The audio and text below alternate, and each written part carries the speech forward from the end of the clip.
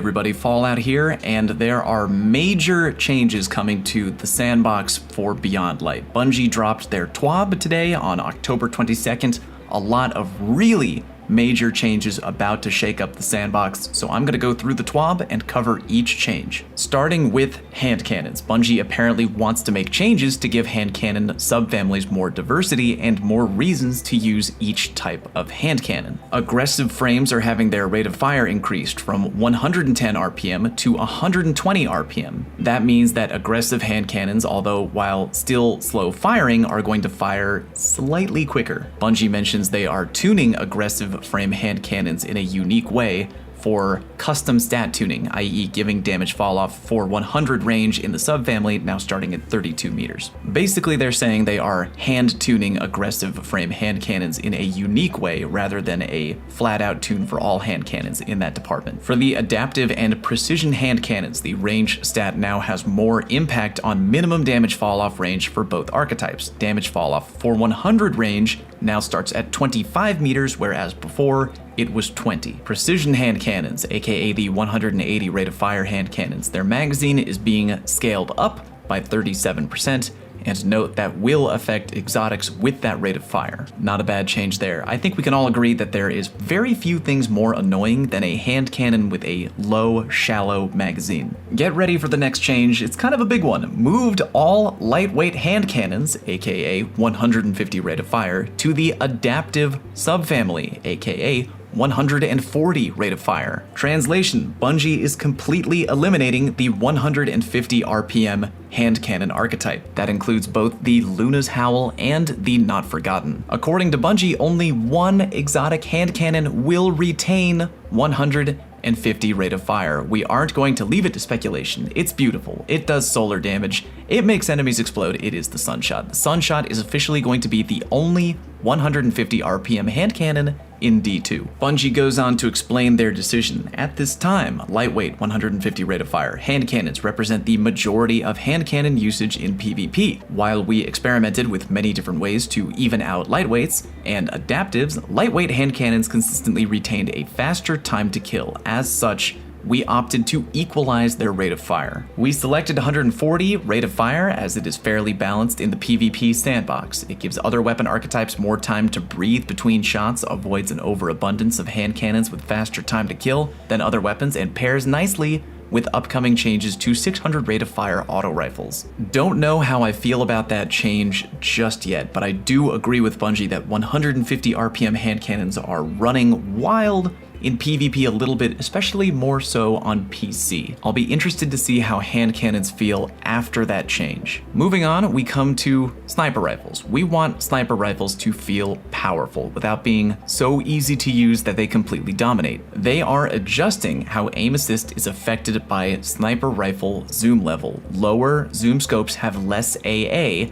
higher zoom scopes now have more. Scopes with around 50 zoom are unchanged. Lowest zoom scopes have a large reduction in AA cone angle. Highest zoom scopes have a small increase. That is kind of a big change. Most of the time, players in PvP often go for very low zoom scope sniper rifles, but after this change, I'm not sure if they will anymore. Seems very likely to me that players who are really good at sniping might not notice this change as much, but I don't know if the low zoom scopes are going to become the go-to option for PvP in Beyond Light anymore. I'm sure that when Beyond Light drops, I might do a bunch of testing on that specifically. More on that at a future date. Alright, here we go. Auto rifles. In Season of the Worthy, the adaptive archetype, aka 600 rate of fire, was given a buff. No kidding. We're pulling that back a little to keep it in check with other auto rifle archetypes. Adaptive frame ARs. Damage per bullet reduced from 15.75 to 14.25.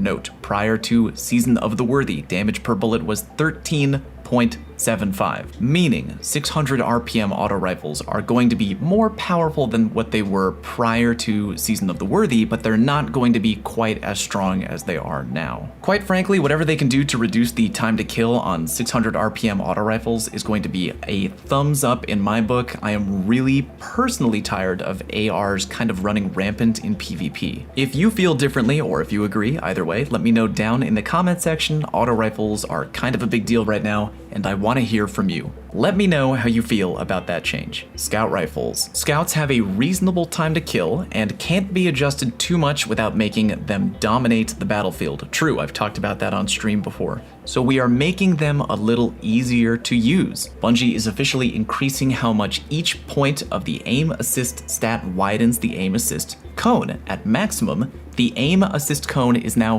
15% wider. Interesting change. So instead of improving the time to kill, they are making the easier to use factor better. Thinking about it now, all things considered, that is a not bad change. Again, if you made scout rifle time to kill any better, they would really crush in PvP, especially because you can use them at really long range. Don't know if a scout rifle will still be able to compete in a 1v1 against a really good sniper, but I guess we'll find out. Moving on to rocket launchers. These heavy weapons currently have very low reserves, so we are adjusting that. We expect to take another look at rocket launchers in a future season. Bungie is currently increasing reserves by 1 or 2 rockets depending on the weapon's inventory stat. That is fair. Rocket launchers are very low on reserves. I feel like right now, especially in PvE, very little reason to use a rocket launcher over something like a sword. Looking forward to that change. General, the following is a list of surgical changes for select weapons based on player feedback. Some of these changes apply to weapons that are a little too far ahead of other options, while others apply small buffs to increase the weapon's effectiveness. First up, a perk, Outlaw. The reload speed increase felt insufficient with certain subfamilies and combinations of roles. Bungie is increasing the reload stat bonus given from Outlaw from 50 to 70. Merciless increased inventory stat from 36 to 55. That increases reserve ammo. Kind of a random change there. I don't have many people talking to me about Merciless, but hopefully that will improve the usability of the weapon. Oh boy, here we go. Mountaintop. We've had a ton of feedback that the Mountaintop grenade launcher feels a bit over the top, very funny Bungie, in PvP modes. This pinnacle weapon has had ample time to shine, so we are taking it down a notch. Specific pain points: a one-shot body shot with infinite range, quick and easy cleanup of wounded guardians even around corners, deals very high splash damage, rewarding players for inaccuracy. Perfect in-air accuracy allows airborne guardians to rain down death, and there's not much grounded guardians can do to respond. Here are the changes Bungie intends on making: reducing splash damage by 33%, increased impact damage such that the total damage is 5% lower than before, reduced projectile velocity multiplier from the micro missile perk from 1.4 to 1.2, i.e. now 20% faster than other breach grenade launchers rather than being, dear god, 40% faster. Reduced in-air accuracy now has significant projectile error while in the air, around 7 degrees without the Icarus grip mod, substantially less width. That and the fact that, remember, they are sunsetting the Mountaintop all around, I think a lot of people, unless they're Mountaintop mains, are going to be very happy with those changes for PvP. I don't know about you, but Mountaintop has been a huge frustration to play against in PvP. Guardians simply jumping up very high, shooting down, insta-swapping to another gun, relying on big splash damage and cleaning up with whatever other weapon they have. Good changes in my book, but if you feel differently, maybe be prepared for an argument, but let me know down in the comment section. Just as Mountaintop was probably expected to see changes on the PvP side, here's a weapon that was guaranteed to see changes on the PvE side: the Falling Guillotine Sword. Reduced heavy attack damage by 24% to bring in line with other swords. Note: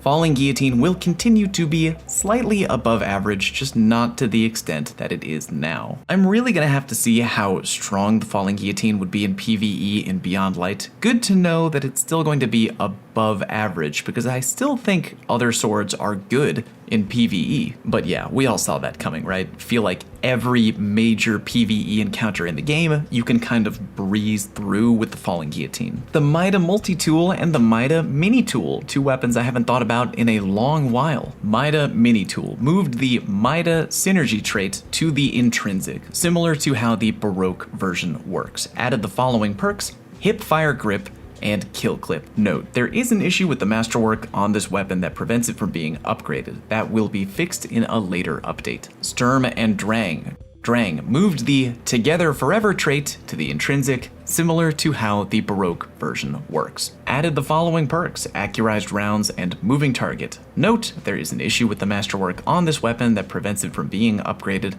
That will be fixed in a later update. Ruinous Effigy, Transmutation Spheres, reduced the damage of the aerial melee attack by 25%, significantly reduced the damage of the drain effect on enemy combatants. I don't really know why those changes were made. I don't think I've been talking to anybody in the community about how possibly overpowered the Ruinous Effigy is. And I mean, even for PvE. Oh well, I guess that means I'm gonna be prepared to use the Ruinous Effigy even less than I already do right now. Arbalest looks like mostly a PvE change. No longer strikes shields multiple times, but its efficiency against shielded targets has been increased. Next up, we got the Jade Rabbit. Armor-piercing rounds was swapped to high-caliber rounds. That fixes an issue that could prevent the exotic perk from triggering. Moving on, we got another big announcement to cover. Bungie is letting us know that beginning in Beyond Light, they are adding adept versions of weapons back into trials the way that they were in D1. Reading directly from the TWAB here, beginning in Beyond Light, all existing Trials weapons have Adept versions. Our intent is for all new Trials weapons to have an Adept version in the future, with their infusion caps matching the season they were introduced in. For our first round of Adepts, their infusion caps will be set to that of Season of the Worthy. Additionally, we will be introducing Adept weapon mods into the Sandbox in Beyond Light, which can only be applied to Adept weaponry. That right there, before we go any further, is a wild change. I still believe that cheating and weird metas aside, that Trials is one of the most fun PvP activities to play in Destiny. You might feel differently, but the way that I feel is that adding Adept versions of weapons is definitely the way to go, because it gives the player base more incentive to go flawless in playing Trials. Anyway, let's read on. Masterworking an Adept weapon will do the following extra things. Plus 10 for the primary stat as usual, plus 3 for each alternate stat, meaning that a masterworked Adept weapon is just going to be flat out better on paper than a regular version of that weapon. Adept weapons can use either a standard weapon mod or a new Adept weapon mod earned when going flawless. A unique Adept shader has been made for these weapons. Note, these shaders are not awarded as a consumable when dismantling an Adept weapon. As such, they cannot be applied to other pieces of gear. Regarding these brand new weapon mods, these mods come in two varieties: weapon stat boosts, each of which grant plus 10 to a particular stat in a similar way to masterwork stats. Example, Adept range, plus 10 range. Versions of some existing mods granting an improved bonus but with a downside. For example, Adept mag, plus 40 magazine, minus 20 handling. Backup mag is plus 30 magazine. Bungie goes on. To earn Adept weapons and Adept weapon mods, players must complete a Flawless Trials passage and open the Flawless chest at the Lighthouse. Each week, a different Adept mod can drop from the Flawless chest. Adept weapon mods will be on a weekly rotation, so a given mod may not make its appearance until later in the season. The mod is unlocked for use on owned Adept weapons when acquired. Adept weapons will be available from the Flawless chest on a bi-weekly basis, alternating with armor drops. The first Adept weapon acquired on a given week is a Pinnacle drop. Adept weapons will be on a set rotation, so players may continue to earn alternate rolls on specific Adept weapons when completing flawless passages throughout a given weekend. You're probably not going to be shocked to learn that I think this is a really good change. D2 is a looter shooter. You have to give players incentive or they're not going to want to play. I mean, it's not the only reason to me, but loot does, to a certain degree, make the game go round, and adding more ways to spice up Trials loot is definitely going to improve the player base in D2. Allowing players to keep going into trials to try to continue to earn a different role on a specific adept weapon is definitely going to improve the overall player base of D2 trials. Although I'm gonna come right out and say it, I can definitely see the flip side of that coin. I'm sure that players who maybe either don't like PvP or don't consider themselves very good at PvP might not look happily on that change. From their point of view, they might be worried that that change would incentivize really good PvP players to repeatedly farm trials all weekend for new loot, new weapon mods, new adept versions of weapons, and that might really make it rough to play trials for them. I think it really all depends on how strong the new adept weapons are. If they are crazy strong to the point where if you don't have them, you are at a severe disadvantage, then I would look at this entire change as bad, but I don't really think that is going to be the case. After all, look at D2 right now. In the auto rifle department, yeah, you could play trials and get a beast auto rifle like the Summoner, but that isn't the only option in town. If you hate PvP, you could just roll into the tower, drop an engram off the drifter, and get a Gnawing Hunger, which is equally strong as, or maybe better than, a Summoner. All a very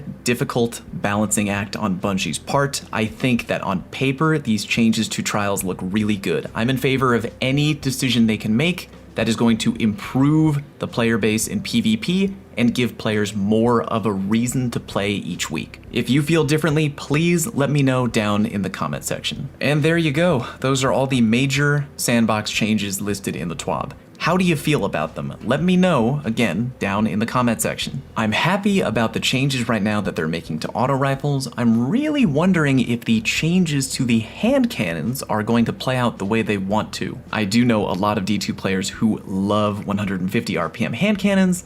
Can't imagine they're too happy right now. I guess come November, they're all gonna be using 140 RPM hand cannons. Thank you very much for watching. Let me know how you feel about these changes to D2 coming in November, and I will catch you next time.